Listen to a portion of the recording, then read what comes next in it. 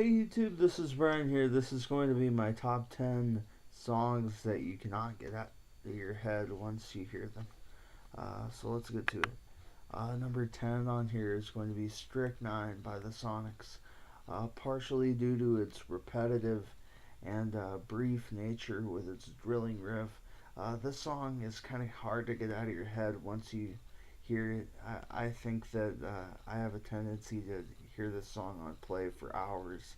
Once I've heard maybe 10 seconds of it at most, that's all it takes, you know? Number two on this list is going to be in a little bit calmer, more eerie, haunting uh, uh, type of song. That's the direction we're going to go next. So, quite the opposite of the last song, which was manic and hyper and, active. Um, this song is very peaceful, mellow folk song. Where Have All the Flowers Gone by Peter, Paul, and Mary.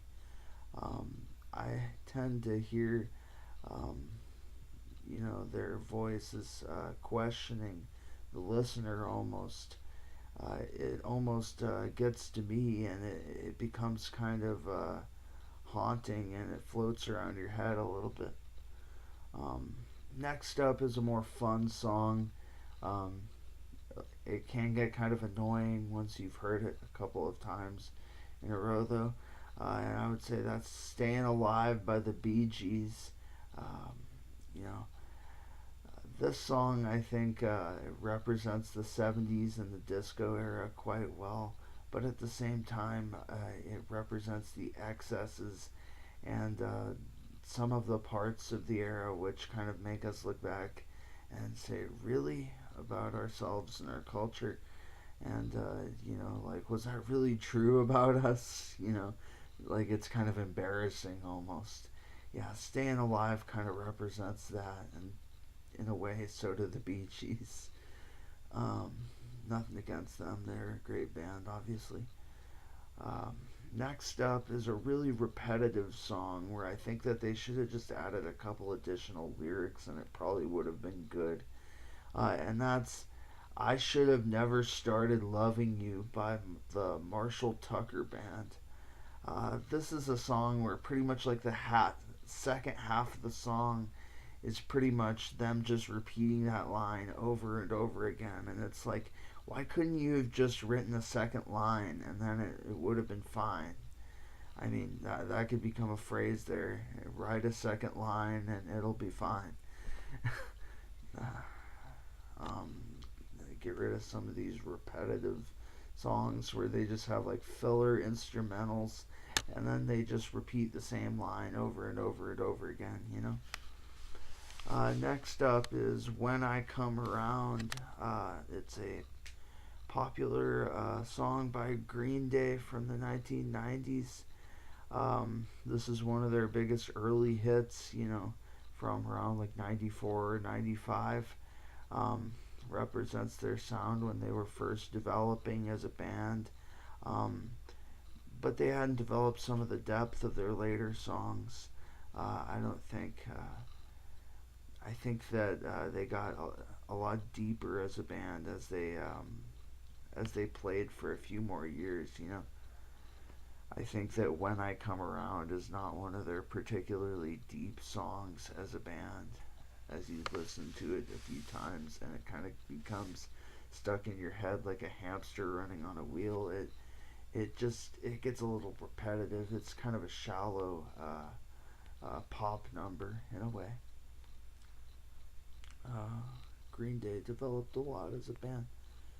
Okay, number six on here uh, is an upbeat yet at the same time kind of self-destructive number, and that's the song "I'm Just Driving Nails in My Coffin" by Ernest Tubb.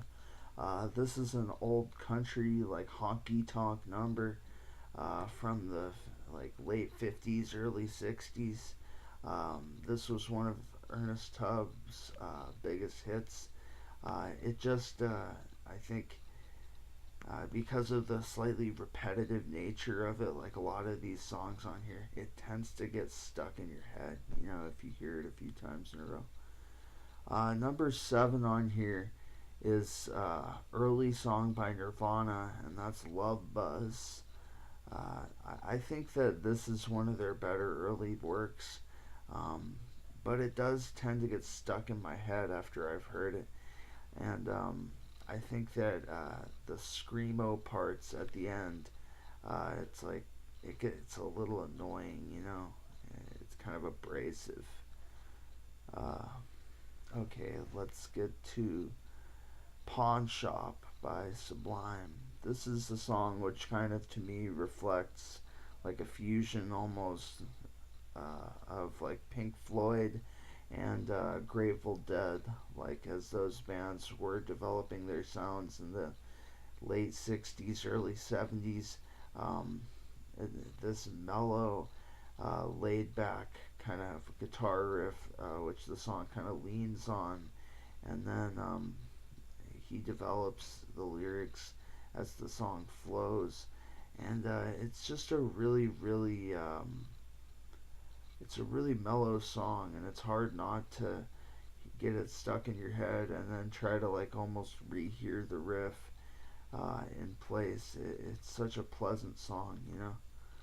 Uh, Number 9 on here talks about an opposite situation to that, and that's Fell on Black Days by Soundgarden.